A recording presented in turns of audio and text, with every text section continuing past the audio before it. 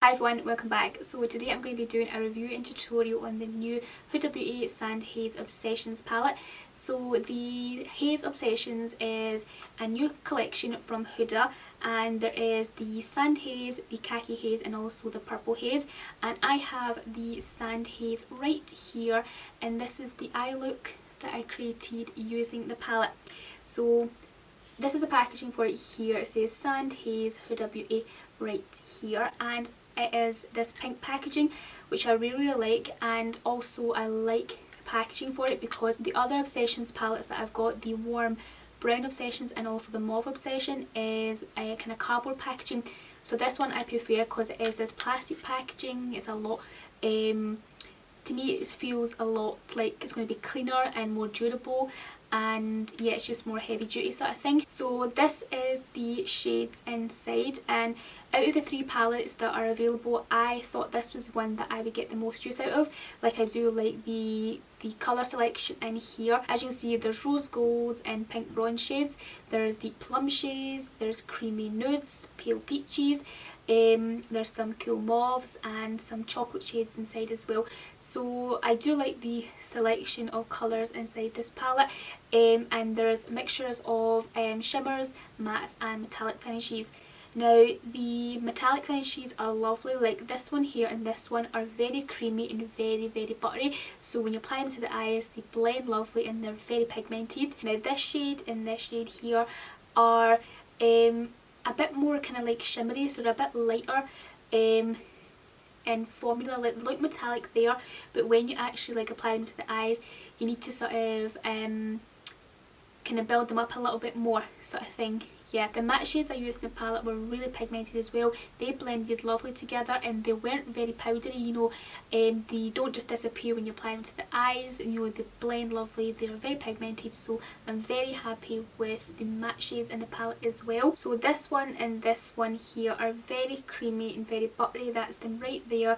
They are so lovely on the eyes, and these like blend well together. They transition into each other really nicely. So the only thing I would say about this palette is that it's missing a highlighting shade.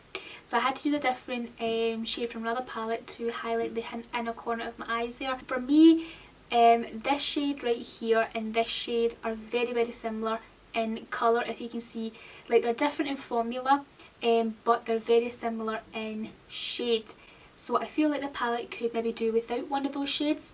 I would say probably this one, because this one's a little bit more shimmery and I do prefer the formula of this one over this one. So yeah, I think it could do without maybe this shade, and also maybe it could do without one of these creamy pale like shades, this pale kind of peachy, or this kind of creamy nude shade right here. Like, in fact, in saying that, I wouldn't say to do without the creamy nude one. I feel like this one is probably better for everyone.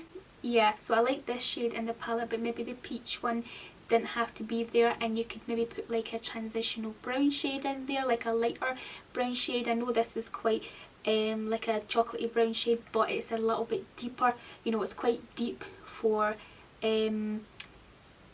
the crease, if you know what I mean. Like, it's not really a transitional shade. I feel like it's just a kind of deep, like a shade to deepen up the crease, if that makes sense. So yeah, maybe a nice highlight shade or transitional shade would be really nice in this palette instead of one or two of these shades here.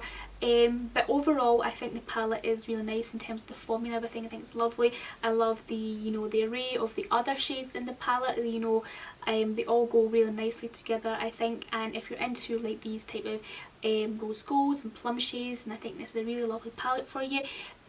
For me, I just think it's missing a nice highlight shade, because the shade that I did use from another palette I will show you, because I believe something like this shade would be quite good in this palette. So I used this shade from this palette here, this one right here.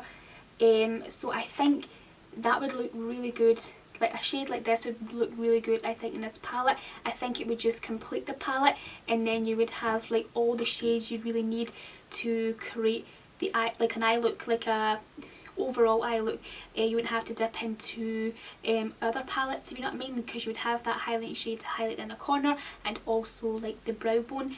So yeah, something kind of like this shade here I think would look really good in this palette. It would just complete the palette I think, especially for me anyway. Like, that's just my opinion. But in terms of everything else, it's really nice. The formula of the shadows, the pigmentation is really good. The packaging is really nice. I do like this plastic packaging of it, and also it has this mirror in it, so it's quite travel friendly as well. That is basically all I want to say about it. I do think it's a really nice palette. The formula, everything's great. Just for me it misses that highlight shade. But yeah, this is the eye look that I created with the palette, and I think it's lovely. I love the result that I've got. Everything blends lovely, and I love these types of shades with my green eyes. It just kind of, they just go well with green eyes I think. So yeah, I'm really happy with how the looks turn out. So yeah, if you'd like to see how I created the eye look using the palette, then let's just go ahead and we'll get started.